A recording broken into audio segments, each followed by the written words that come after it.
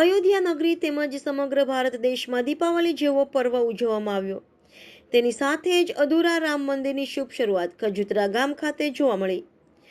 આજ રોજ ખજુદરા ગામે ગ્રામ સમસ્ત ખજુદરા ગામ દ્વારા નવનિર્માણ થનાર શ્રી રામ મંદિર તથા રાધાકૃષ્ણ મંદિર અને નવદુર્ગા મંદિરના સાનિધ્યમાં આજે પીસીસીનું કામ કરેલ, તેમાં ગામના તમામ સભ્યો તથા ગ્રામજનો મોટી સંખ્યામાં હાજરી આપી પોતાનું શ્રમરૂપી દાન કરેલ અને સૌ બધાના સાથ સહકારથી શ્રી રામ મંદિરનું કામ શરૂ કર્યું હતું.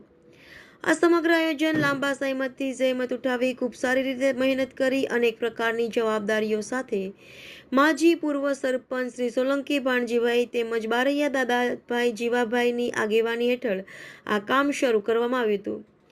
લાંબા સમય પછી રામ મંદિરનું નવનિર્માણ પ્રાણ પ્રતિષ્ઠાનું કામ થાય તે માટે ખજુદરા ગામની અંદર ફરી પાછું શરૂ કરવામાં આવ્યું છે.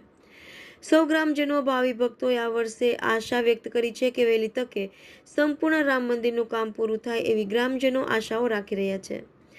સંવાદદાતા જયેશ સાખર, દેવ મિરર ન્યૂઝ, ઉના.